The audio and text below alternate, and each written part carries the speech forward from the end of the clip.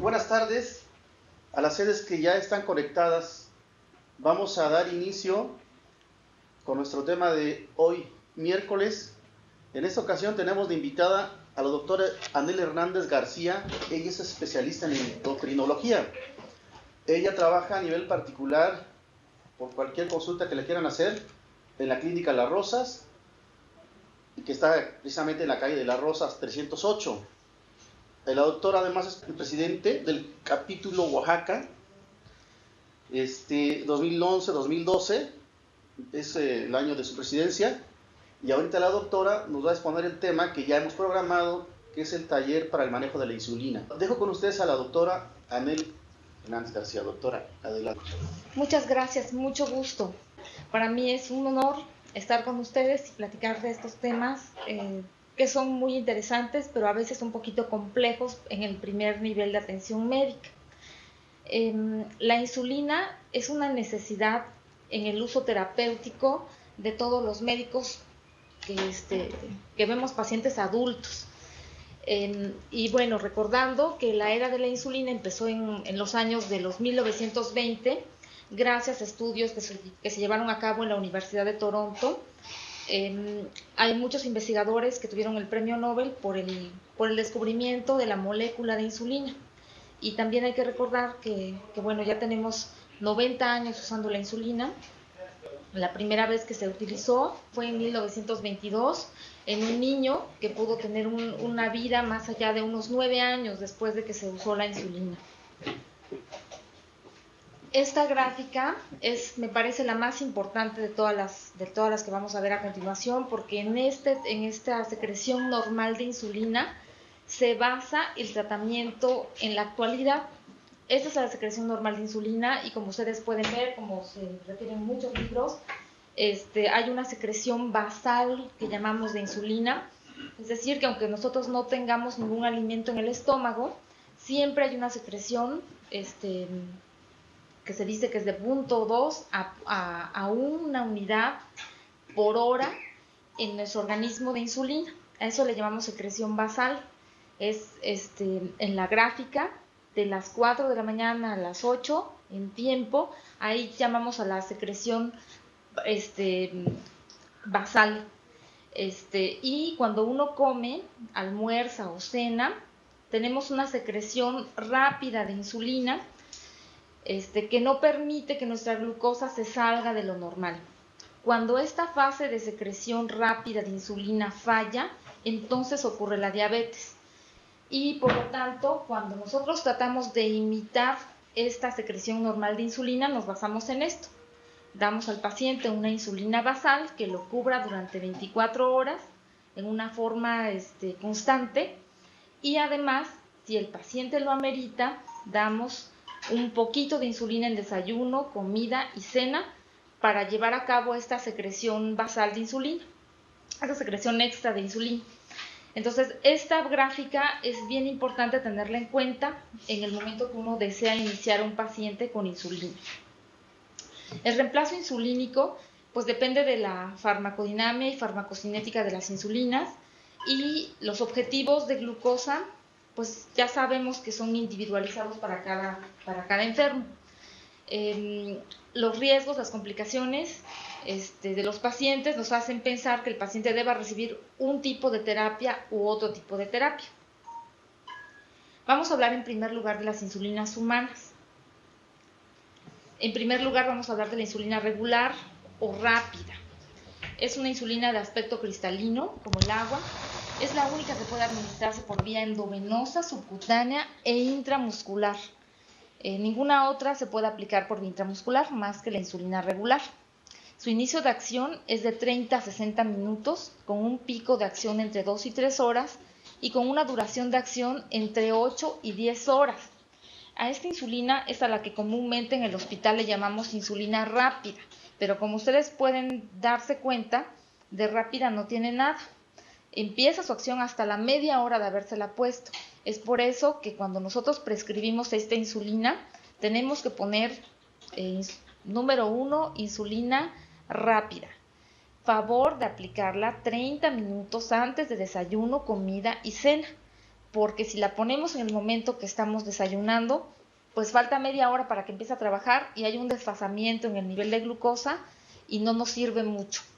Nos sirve bien aplicándola 30 minutos antes de los alimentos. El pico de acción, que es entre 2 y 3 horas, es muy variable. Hay personas, por ejemplo, muy obesas, cuyo tejido celular subcutáneo es muy grande, o personas que tienen mucho daño vascular, y esas personas la absorción de la insulina puede hacerse más lenta. Entonces el pico de acción muchas veces de esta insulina regular la vemos hasta las 4 o hasta las 5 horas. Esto es lo que dicen los libros, que su pico de acción es entre 2 y 3 horas, pero en algunos pacientes esto puede ser más retardado. Y la duración de acción, cuando hay daño renal, por ejemplo, esa duración de acción se puede prolongar mucho más. Aquí dice que es de entre 8 a 10 horas, pero realmente puede ser hasta de 12 o de 14 horas, dependiendo de los padecimientos que tenga el paciente. Otra insulina muy utilizada en el primer nivel de atención es la insulina NPH o intermedia. La lenta ya no se usa en México, pero la insulina NPH pues es un caballito de batalla en nuestro sistema de salud. Esta insulina contiene algo de protamina que hace que se prolongue la duración de su acción. Su aspecto es lechoso. Esta insulina tiene un inicio de acción entre 2 y 4 horas. Es por eso que los pacientes a veces se la ponen media hora antes de desayunar, y aunque eso suceda, de repente se miden a las 2 horas y todavía su glucosa está alta. Es por eso, porque esta insulina es intermedia, no es ni rápida ni lenta. Y si la rápida no es rápida, bueno, pues está menos, ¿no? Entonces, hacemos que trabaje lo mejor que se puede esta insulina. Muchas veces nos puede servir como una insulina basal si la aplicamos cada 8 horas, teniendo en cuenta que su pico de acción es entre 4 y 10 horas y puede durar su acción entre 12 y 18 horas.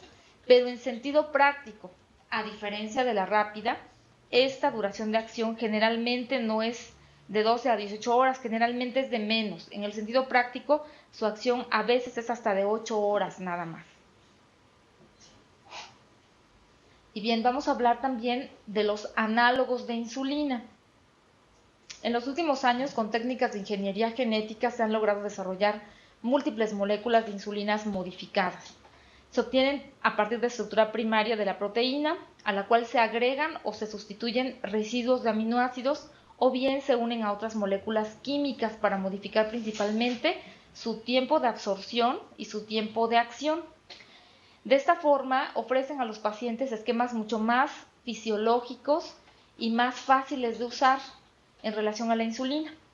Ahora, en la actualidad, está en investigación todavía una insulina que se llama Degludec y que se va a utilizar 3 veces a la semana. Esos análogos es un análogo también de insulina y que ya viene para el próximo año. La disociación de las insulinas en forma bioquímica se puede ilustrar en esta imagen. La insulina, al entrar a nuestro organismo, tiene maneras de agruparse más en hexámeros, en dímeros y después a monómeros. Y de esa forma es que ocurre su acción. Estas modificaciones que se han hecho a estas insulinas hacen que las insulinas ultra rápidas que llamamos ahora puedan tener una acción hasta 15 minutos después de que se aplican, o las insulinas basales, que su acción puede ser igualita durante 20 a 24 horas. En primer lugar, de los análogos de insulina está la insulina Lispro, que cambia solamente 2 de sus aminoácidos, la lisina por prolina, en esa cadena de insulina, y de esa forma cambia su inicio de acción. Esta insulina empieza a trabajar de 5 a 15 minutos después de que nosotros la aplicamos. Su aspecto es como viene ahí en la fotografía. Puede ser un frasco de 10 unidades, que generalmente es lo que tienen los hospitales, y también cartuchos de 3 mililitros. Hay que recordar que cada frasco de 10 mililitros, o vial, que también se le llama, tiene 1000 unidades de insulina, y que los cartuchos tienen 300 unidades. Entonces, así más o menos también calculamos cuánto le vamos a dar a nuestro paciente, ¿no? Si usa 30 unidades al día y el cartucho es de 300, le dura solamente 10 días. Y si es de 1000 unidades, bueno, sí le va a durar 33 días, ¿no? Probablemente, más o menos. La insulina Aspart es un análogo de insulina también ultra rápida, tiene prácticamente la misma forma de trabajar que la insulina Lispro. Es una buena insulina, su inicio de acción es de 5 a 15 minutos, con pico de acción de 1 hora a hora y media y con una duración de acción entre 3 y 5 horas. Por eso son más fisiológicas estas insulinas que la insulina rápida que tradicionalmente usamos en los hospitales. Otra insulina es la insulina glulicina. Esta también es una insulina ultra rápida. El cambio en el aminoácido es lisina por glutamina y también el inicio de acción es exactamente igual que Lispro y que Aspart. Inicio de acción 5 a 15 minutos, pico de acción a la media a hora y media y dura entre 3 y 5 horas su acción. Otro análogo de insulina, la insulina basal que primero apareció en el mercado hace como unos 11 años, se llama insulina glargina. Esta insulina tiene un cambio en el aminoácido arginina y de ahí deriva su nombre. Su inicio de acción está entre 2 y 4 horas después de que la aplicamos. No tiene ningún pico de acción, eso es lo maravilloso de esas insulinas, que no son como la NPH, por ejemplo, que tiene un pico de acción en el cual el paciente, si no come, puede tener una baja de azúcar. Con estas insulinas es muy difícil que un paciente tenga una baja de azúcar, porque no hay una hora en la que trabaje más, trabaja igualito en un lapso de 20 a 24 horas. Otro análogo de insulina que también es muy utilizado es la insulina de Temir. Esta insulina tiene un perfil muy parecido al de glargina, con inicio de acción de 2 a 4 horas, con un pico de acción entre 6 y 14 horas y con una duración de acción de 16 a 20 horas. Aquí sí se habla de un pico de acción y por eso es que muchas veces hay pacientes que cuando sobrepasan la dosis de 40 unidades, sea de glargina o sea de Temir, muchas veces conviene más fraccionar la dosis en cada 12 horas, porque como podemos ver, ninguna insulina es perfecta. Cuando el paciente requiere más, a veces es necesario fraccionarla. Y aunque aparentemente el laboratorio nos diga que dura 24 horas su acción, eso no es cierto, ¿no? En el sentido práctico puede ser menos. Y bien, ahora también tenemos que hablar de las mezclas de insulina. En el mercado hay insulina premezclada y esto es una herramienta muy útil, sobre todo cuando estamos a veces tan lejos de donde hay una gran cantidad de insulinas que tener a la mano. Entonces, estas mezclas de insulina son bienvenidas porque ya en un solo frasco vienen los dos componentes de insulina. Entonces, la insulina NPH y la rápida es la mezcla pues más conocida y más antigua que hay. Hay una insulina que viene al 70% la NPH y 30% de rápida. Entonces, si se aplican 20 unidades de esta insulina, quiere decir que 14 unidades son de N y 6 son de regular. Aquí nada más conviene que al paciente se inicie poco a poco hasta ver su respuesta. Y también hay otras mezclas actualmente como la Novomix, que viene en pluma. Esa insulina es insulina Aspart con protamina para que tenga una duración un poquito más prolongada. Igual viene 70% de insulina Aspart protamina que actúa despacio y 30% de insulina Aspart. En este caso también, si se aplican 20 unidades de esta insulina, son 14 de Aspart y 6 de Aspart protamina y 6 de Aspart, que es como la Humalog, que es rápida, ¿no? Y en otro caso es la Humalog Mix 25, aquí el 25% de la insulina Humalog es Lispro y el 75% es Lispro protamina, que se desdobla despacito y hace que sea una herramienta útil para los pacientes a los que es difícil que se pongan más de 3 veces al día la insulina. Podemos ponerles dos veces al día la mezcla de estas insulinas. Esa es una tabla de comparación de insulinas, cuyo costo pues es muy parecido, como ya hemos revisado. Los análogos de insulina, Lispro, Aspart y glulicina tienen un perfil muy parecido en inicio, en pico de acción, en duración y la regular pues igual. Sin embargo, no conviene que piensen que porque los análogos tienen mejor perfil de inicio, etcétera, pensemos que son las mejores. La insulina regular es una muy buena herramienta terapéutica en la actualidad y mezclada con insulina NPH y bien usada puede funcionar tan bien como los análogos de insulina. La insulina regular, la Lispro, pueden ser combinadas con insulina NPH, pero por ejemplo no deben ser combinados con glargina, ¿no? Ni con Levemir. En esos casos no se puede combinar. Perdón, doctora, la glargina, por ejemplo, con Humalog Mix, ¿sí se puede combinar? Con Humalox, como que la glargina es una insulina basal, sí. Y si la... Que dura las 24 horas. Ajá. Con Humalog Mix 25, en teoría, o sea, ¿se puede usar un esquema en un paciente que use esas dos insulinas? Sí se puede. Pero combinarla, juntarlas en una misma jeringa, ese es el problema. Ese no. O sea, por ejemplo, puedo aplicar... puede aplicar glargina en la noche y en la mañana Humalog Mix 25. Media hora antes del desayuno, de claro. la comida y de la cena. Así es, sí. ¿No? Y eso controlaría perfecto la glucosa. No más que sería lo más cómodo que se puede. Perfecto, sí. Solamente es con 4 aplicaciones al día. Okay. Gracias. Sí. Y bueno, esa es otra tabla de comparación de insulinas. Aquí está la insulina NPH con regular, 70-30, o las premezclas de asparprotamina o listroprotamina. En su costo, pues es más o menos, probablemente más caras las mezclas de análogos que las de NPH irregular. Pero realmente le digo, manejándolas bien, pueden funcionar muy parecido. En cuanto a la conservación y aplicación de la insulina, generalmente hay bastante controversia. Muchos pacientes a veces no están muy bien informados de algunos detalles, como por ejemplo, que si ellos tienen un frasco de insulina que ya está abierto y se ponen relativamente poca insulina, hay pacientes que lo pueden seguir usando hasta 2 meses y pues no les pasa nada, pero lo ideal es que cuando está abierto un frasco, su conservación para evitar que haya contaminación es solamente de 1 mes su vigencia, ¿no? Puede servir, puede ser útil la insulina, pero llevamos el riesgo de que esté contaminado ese frasco, ¿no? Bueno, ay Dios. El aspecto de la insulina ya sabemos que debe ser claro o transparente, o blanquecino lechoso en el caso de las premezclas o la NPH. Cuando digo premezclas me refiero a Humulin 70-30, Humalog Mix 25 o Novomix 30 FlexPen, cualquiera de esas. El componente blanco hace que es la protamina, que hace que la insulina trabaje un poquito más lento.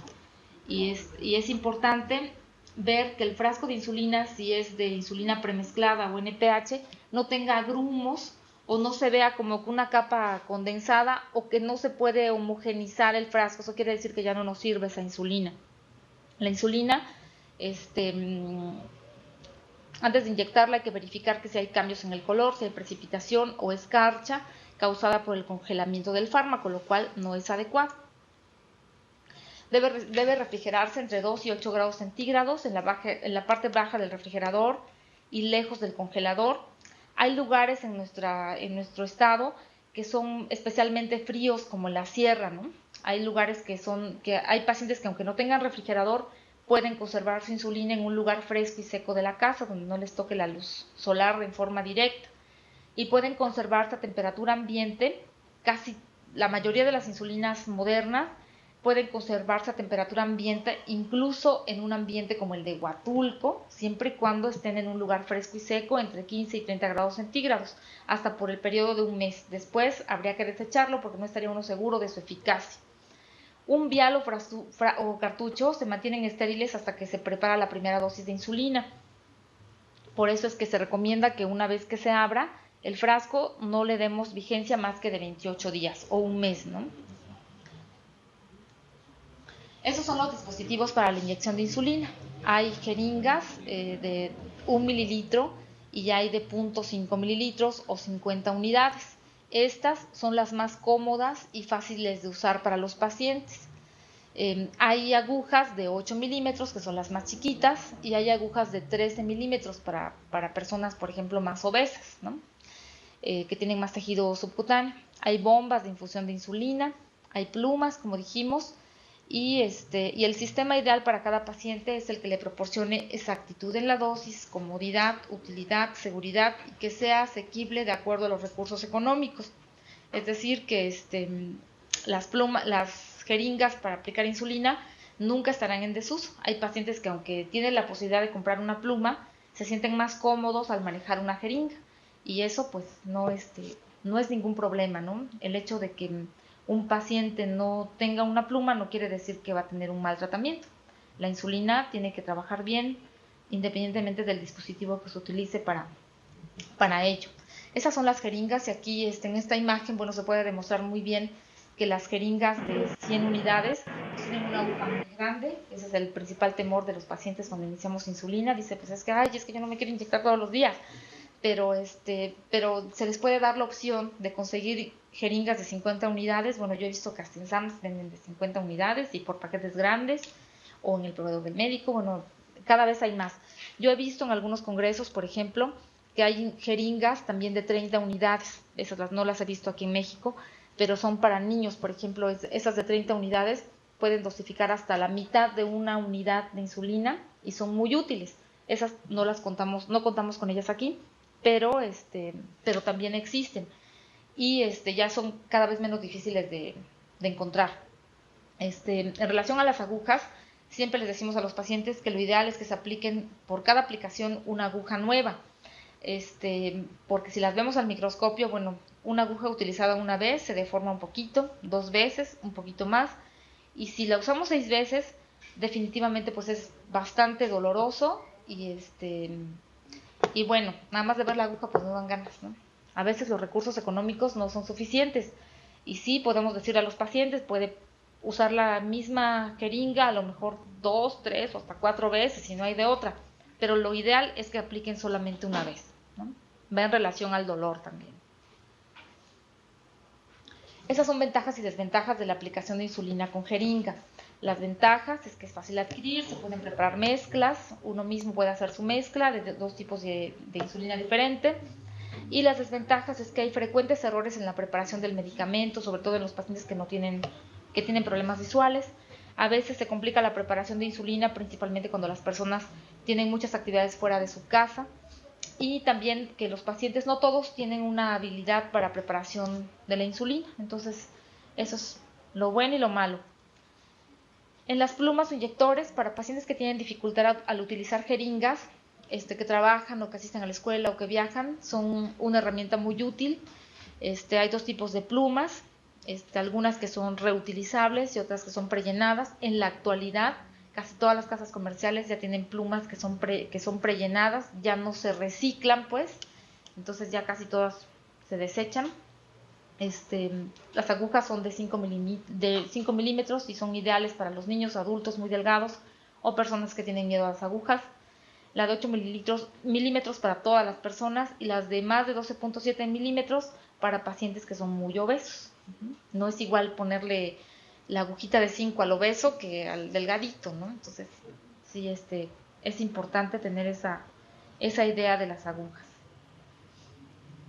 En relación a las ventajas y desventajas de las aplicaciones con pluma, las ventajas, pues que la dosis es más exacta, son cómodas, son discretas, son fáciles de llevar, es sencillo dosificar la insulina porque ahí vienen los numeritos, facilita la inyección en pacientes que tienen problemas visuales, y las desventajas es que pues no se pueden mezclar 2 tipos de insulina de diferente tiempo de acción, ahí ya viene solamente una insulina, y el costo, ¿no?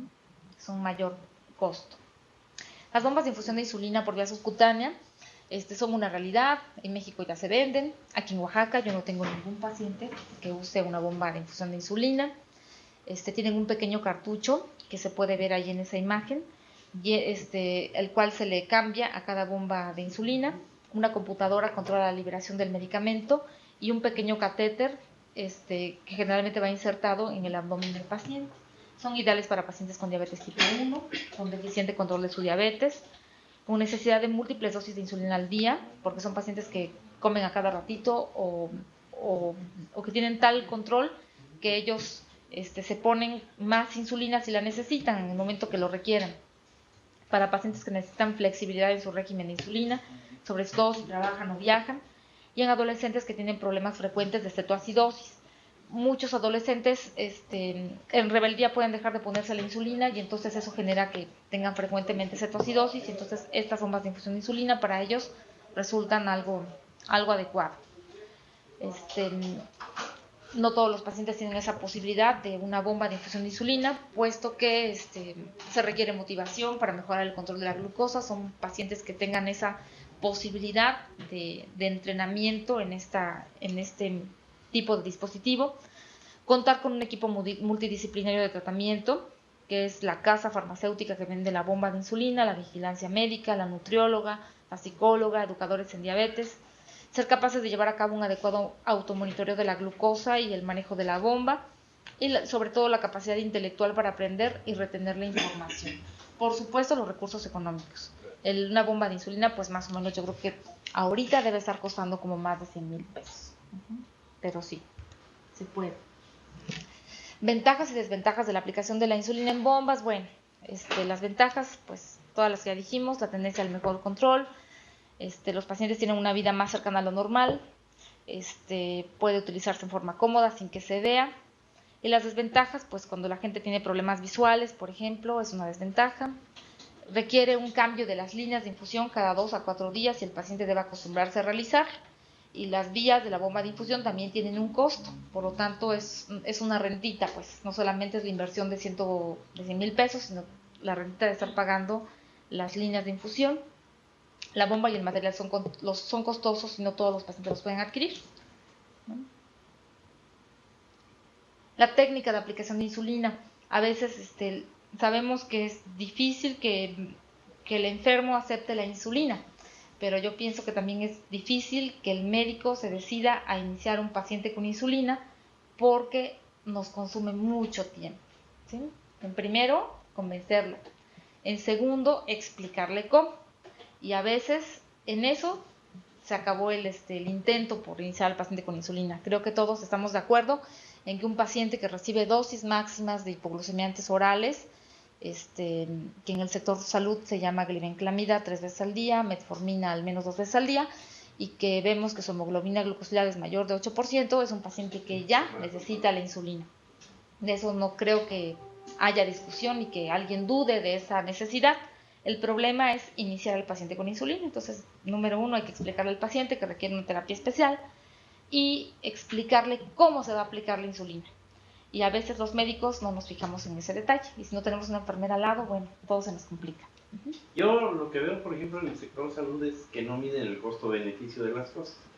Porque sí es cierto, siguen manejando insulinas a nivel institucional, pero insulinas que a lo mejor son buenas, pero que requieren de mayor dosificación. Las jeringas no son las adecuadas, o sea, el paciente no se la va a aplicar a pesar de eso. Y no le invierten, por ejemplo, a las insulinas más fisiológicas actuales, como los Malomix o la galvinina. A lo mejor la galvinina la dan, pero es un problema para que se la den. Bueno, yo he visto que el sector salud da glargina. Y entonces, sí. Y le digo porque yo, como reviso lo de epidemiología aquí, pues hay muchas complicaciones de los pacientes diabéticos. Pues sí. Y a pesar de que les siguen dando hipoglucemiantes orales, porque como que es el pan de todos los días, ¿no? Sí. La gluclamida o la metformina, y le siguen dando, y ellos siguen manejando glucosas muy elevadas, ¿no? Ya ven ya complicados en el riñón, o con neuropatías severas, etcétera, etcétera. Así es. Entonces aquí el problema es iniciar a los pacientes. Entonces, para que el paciente se anime a iniciar la insulina, yo les recomendaría a los médicos que tuvieran una insulina ya caducada siempre en su escritorio, para que en el momento que hay que iniciar un paciente, pues la sacamos, se le enseñamos y le mostramos cómo se la tenemos que aplicar. Decimos que se tiene que lavar las manos, que la tiene que sacar del refrigerador 10 o 15 minutos antes de aplicársela para que no se la aplique fría. Lo frío puede hacer que le duela y hace que además pues no se premezcle bien no se homogenice la insulina que vayamos a aplicar, aunque sea transparente. Ya que pasaron 10 minutos, la vamos a pasar entre los dedos, la vamos a rolar entre los dedos, vamos a limpiar con una torunda de algodón el caucho que nos permite el acceso a la insulina, la extraemos. Muchas personas nos dicen que podemos poner, si vamos a cargar 50 unidades de insulina, cargamos 50 de aire en la jeringa para que se nos venga sin aire las 50 unidades en la jeringa. Y ya que tenemos nuestras 50 unidades cargadas en la jeringa, entonces vamos a limpiar la piel del paciente y se la vamos a aplicar en forma subcutánea, toda la aguja, es decir, a 90 grados. Si son agujas de las de 100 unidades que tienen una aguja muy grande, podríamos hacerla a 45 grados, como hacen las enfermeras generalmente en los hospitales, que toman un pliegue de la piel del paciente y entonces colocan a 45 grados la jeringa, la aguja, porque es una aguja grande. También podremos decir al paciente que puede utilizar esa técnica del pellizco que le llamamos, tomar un pliegue de la piel y colocar la insulina y queda debajo, que queda en forma subcutánea. Eso es en relación a la insulina con jeringa. Conviene también que una vez que se aplique la insulina, dejemos la aguja a lo mejor 5 segundos, decirle que cuente 1, 2, 3, 4, 5 con su algodón, sin tallar fuerte, sin dar un masaje, simplemente la ligera presión con la torunda, contar 5 segundos para que no se nos regrese la insulina, porque muchas veces sacamos la aguja y se viene el chorrito de insulina y entonces tenemos que darle otro piquete al paciente, ¿no? Eso ocurre muy poco, pero a veces ocurre y por esa razón conviene hacer eso. En el mismo caso, con las insulinas de pluma, hay que lavarse las manos, hay que verificar la etiqueta de caducidad, la apariencia de la insulina, hay que pasar entre nuestros dedos el tubito de la insulina y colocar la aguja, sacar la protección y ya que está libre la aguja, marcamos cuánto de insulina nos vamos a poner, que viene una parte para dosificación de la insulina y poner las 20 unidades o las que sean, ¿no? Aquí viene el cuadrito donde dice prepare la pluma antes de cada inyección, seleccione la dosis correcta, inyecte la insulina. Es mucho más fácil. Estas son guías para mezclar la insulina. La rápida y la NPH, la mezcla es estable, se puede cambiar con facilidad la dosis de una a otra insulina y es aceptable preparar una jeringa con la mezcla de insulina y almacenarla en el refrigerador. Por ejemplo, ya preparo desde la mañana mi dosis de la comida o de la cena. Es válido que se prepare y la saco la jeringa hasta que me la voy a aplicar, ¿no? Se puede. Listro con NPH también es aceptable realizar la mezcla, debe aplicarse de inmediato después de prepararlas. Las mezclas comerciales de insulina en jeringas prellenadas también. Y la glargina es muy importante que no se mezcle con otro tipo de insulina. La glargina tiene un componente especial que hace que algunos pacientes se quejen de dolor al aplicar la insulina. Casi siempre la gente no debe quejarse por dolor, pero glargina tiene un componente especial que hace que la gente pueda tener un poquito de dolor. Esos son los sitios para aplicar insulina. Convendría mucho que cuando ustedes tengan oportunidad bajen de internet una de estas figuritas y saquen copias, le saquen a varias, que saquen de cada hoja 4, como hacemos a veces en la consulta, para explicarle al paciente en forma, cuando venga el paciente, ya no tener pretexto para no iniciarle la insulina. Ya tenemos el frasco, la jeringa, le enseñamos el sitio de aplicación y todo va a ser más fácil, porque muchos pacientes se les prescribe la insulina y pues no se les explica cómo y pues nunca se la pondrán, ¿no? Entonces, esos son los sitios para aplicar insulina, son sitios que están no diseñados, están pensados para que el paciente no tenga mucho dolor, para que la absorción sea más fácil. Dijimos el ángulo y modo correcto de sostener la jeringa puede ser a 90 grados o puede ser a 45 y puede utilizarse como en la figura del inferior izquierda, la técnica del pellizco, ¿no? Toma un pliegue de la piel y ahí colocamos la aguja para que no se siente el paciente que pues tan agredido con la aguja grande de las de 100 unidades. Esas son algunas condiciones que alteran la absorción de la insulina subcutánea.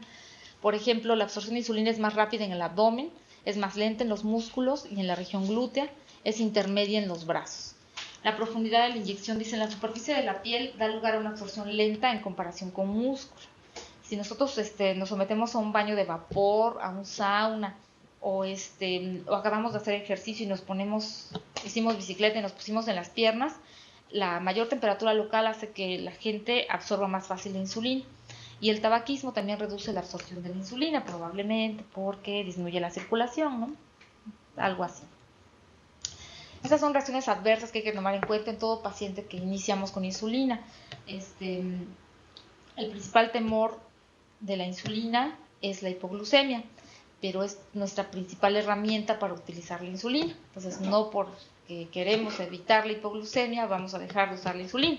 Entonces sí conviene tener muy en cuenta que el paciente puede tener hipoglucemia, sobre todo el paciente adulto mayor. Si lo vamos a iniciar, conviene que, aunque calculemos la dosis para más, hay que darle 2/3 de lo que calculamos para que no tengamos una sorpresa de este tipo, ¿no? La hipoglucemia hay que advertirle en todo paciente que iniciamos insulina. Vamos a decirle número 1, prescribimos insulina. Número 2, síntomas de baja de azúcar, que pueden ser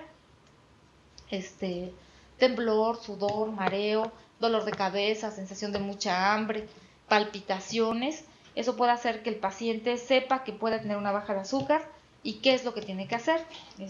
Ahí en el número 2, donde prescribimos insulina, en caso de baja de azúcar, anotamos esos síntomas y qué es lo que tiene que hacer el paciente. Debe tomar una taza de leche, una taza de refresco o una taza de jugo normal. Ante esa duda, muchos de nuestros pacientes, bueno, a veces si en las clínicas a veces no hay glucómetro, bueno, en las casas de los pacientes pues menos, ¿no? Entonces tenemos que guiarnos por síntomas. Entonces, si el paciente tiene síntomas, hay que tratar en consecuencia una baja de azúcar potencial. Entonces, una taza de leche, de refresco o de jugo normal, aunque no fuera hipoglucemia, no le va a hacer un gran cambio en su nivel de glucosa, ¿no? Pero si alguien tiene 70, con un vaso de leche puede llegar a 110. Y con eso, pues ya, salvamos a nuestro paciente. La ganancia de peso es otro problema con las insulinas.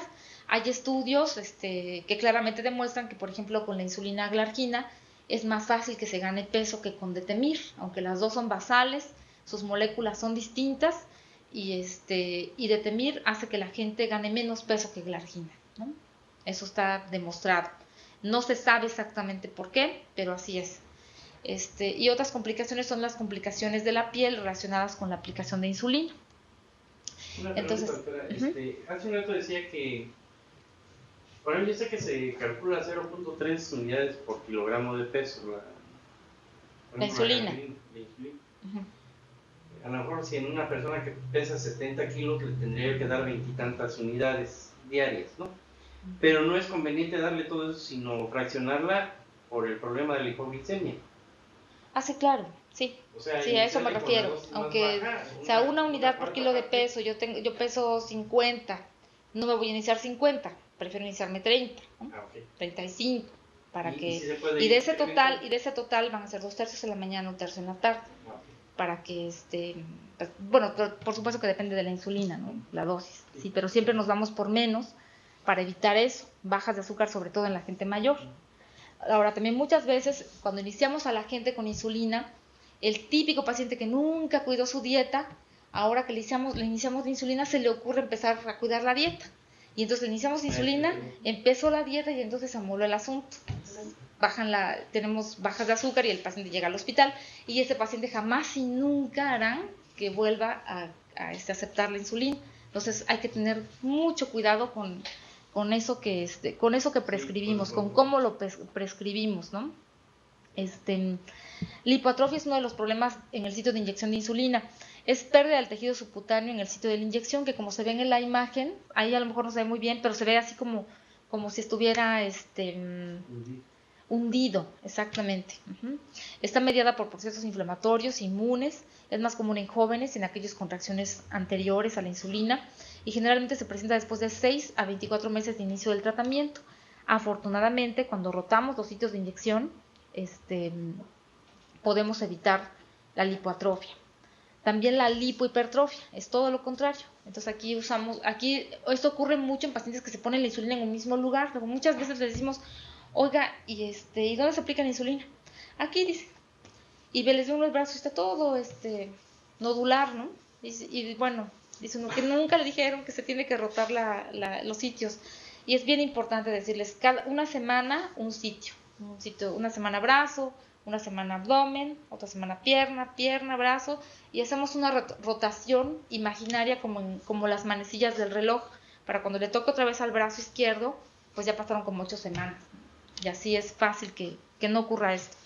Entonces son nódulos dérmicos suaves con la superficie de la epidermis de aspecto normal, con hipertrofia de los adipocitos por el efecto lipogénico de la insulina. Se asocia con el inicio reciente de la insulina en jóvenes con índice de masa corporal bajo y falta de rotación del sitio de inyección, y la absorción de la insulina en estos sitios está alterada debido a disminución de la vascularidad. Otro punto importante es la alergia. Actualmente, yo solamente en 10 años de práctica, bueno, privada, que no es igual que la institucional, solamente una vez he visto alergia.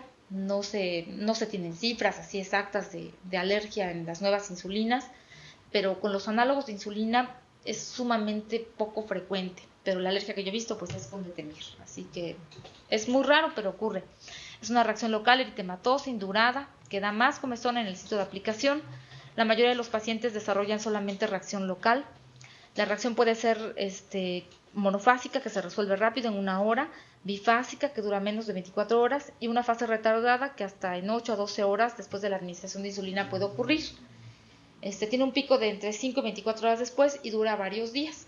El componente de la inyección que causa la alergia puede ser la molécula misma de insulina, el zinc o la protamina, que hace que nos dure más tiempo. Y bien, yo creo que para otro momento dejamos un caso clínico. Me voy a regresar un poquito a esta página que es como a manera de tip y como conclusión. Imaginemos que vamos a hacer una receta de insulina y no vamos a hablar de dosis porque esta plática se llama taller de insulinas, es así como que conocer la insulina y cómo prescribirla. En otro momento, en otro caso clínico, en otra plática podemos hablar de las dosis que pueden ser variables en los lactantes, en los adolescentes, en las embarazadas, en el adulto mayor, en la gente complicada, en la gente no complicada, en la gente obesa, en la gente que apenas empieza la insulina o en la gente que definitivamente ya necesita la insulina completamente. Entonces es una gran variabilidad y a mí me gustaría quedarme nada más con la posibilidad de que si ustedes están en su centro de salud tengan su receta a la mano, su recetario a la mano y hagamos de cuenta que vamos a prescribir la insulina a alguien. Entonces vamos a poner el nombre del paciente, X, y vamos a poner número 1, insulina, pues la que tenga en el sector salud, ¿no? NPH, insulina de acción intermedia o NPH, así, anotamos, y vamos a poner aplicar 10 unidades vía subcutánea, rotando los sitios de inyección todas las noches entre 9 y 10 de la noche. Así es una prescripción adecuada de insulina. Ya estamos diciendo todos los puntos. Le estamos diciendo la dosis, estamos diciendo la hora en que se va a aplicar, estamos diciendo que es subcutánea, para que el paciente cuando vea la receta o nosotros la veamos, le digamos, bueno, subcutánea quiere decir que toda la aguja tiene que quedar debajo de la piel, independientemente de la aguja que utilice. Rotando los sitios de inyección quiere decir que cada semana va a cambiar el sitio de inyección, en el entendido de que tenemos un papelito con estas imágenes, ¿no? O que tengamos afuera al menos de nuestro consultorio una imagen así, para que el paciente le digamos, mire, se fijó en esa figurita, cada semana tiene que cambiarla en el sentido de las manecillas del reloj. Y esa es una prescripción generalmente muy útil y muy segura para iniciar a un paciente con insulina. Es una forma imaginaria, como de que estamos iniciando a alguien, pero si no le ponemos todos esos puntos, a veces el paciente no lo entiende y a veces nosotros no tenemos un orden. Y al tener un orden es más fácil que hagamos las cosas bien. También podemos poner la presentación de la insulina que le sugerimos a nuestro paciente. Si en nuestra farmacia solamente tenemos frasco de 10 mililitros, vamos a poner un frasco de 10 mililitros. Contiene 1000 unidades de insulina. Pues el paciente va a calcular, si me voy a poner 10 al día, quiere decir que un tercio del frasquito aproximadamente me va a durar un mes, ¿no? O entonces así opto por darle mejor un cartucho, ¿no? Y también con qué la vamos a aplicar. Entonces sugiero comprar jeringas para insulina de 50 unidades o de 100 unidades, ¿no? Nada más que depende del tipo de aguja que vamos a utilizar. Y sí conviene mucho también que estas pláticas, esta forma de iniciar un paciente con insulina, sea más extendido a todo el personal de salud, ¿no? Y sería ideal que la enfermera que tenemos al lado, pues podamos confiarle este importante información para dar al paciente. Nosotros podemos hacer nuestra receta con todos estos puntos que ya dijimos y entonces pasarla con la enfermera y decirle, mire, señorita, explíquele al paciente todos estos puntos de cómo aplicar la insulina. Y así es mucho más fácil que el paciente entienda cómo se la va a aplicar. Bueno, ese es el número 1 con la insulina. Y en el número 2, ponerle que pues idealmente un paciente que use insulina debería de tener un glucómetro para medirse por lo menos una vez al día, si lo estamos iniciando con insulina. Y en tercer punto, cómo reconocer los datos de baja de azúcar, del cual el paciente pues no va a estar exento porque va a iniciar una terapia que es para eso, ¿no? Pero no queremos que llegue a eso. Pero en caso de que llegara a ser así, pues saber qué cosa hacer antes de que el paciente se ponga muy mal, ¿no? Entonces yo creo que con eso podemos concluir y en otro momento pues podemos hacer otra plática de dosis o indicaciones de insulina. Sí, sí, doctora. ¿Alguna de las sedes tiene alguna pregunta?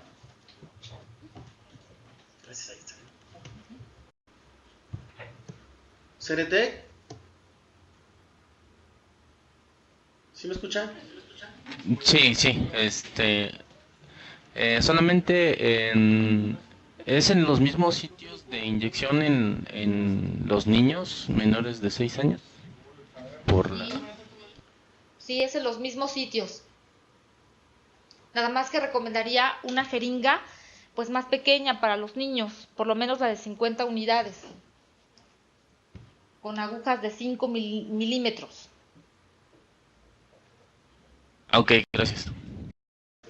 Pues le agradecemos a la doctora Anel Hernández García el haber estado con nosotros el día de hoy y como estamos comentando este tema pues es muy amplio aparte y no duden ustedes que la doctora estará nuevamente con nosotros en otra ocasión. Así que doctora, muchas gracias y le voy a hacer la entrega de su constancia. Dice, la Coordinación Estatal de Telemedicina otorga la presente constancia a la doctora Anel Hernández García por su ponencia en el tema Taller para el manejo de la insulina, efectuado el día 11 de julio del 2012 en la ciudad de Oaxaca de Juárez, Oaxaca. Atentamente, el doctor Gabriel Sáenz Coronado, Coordinador Estatal de Telemedicina, y su servidor, doctor Alberto López Ibaja, Telecapacitación y Educación Continua. Doctora, muchas gracias. Muy amable y muchas gracias.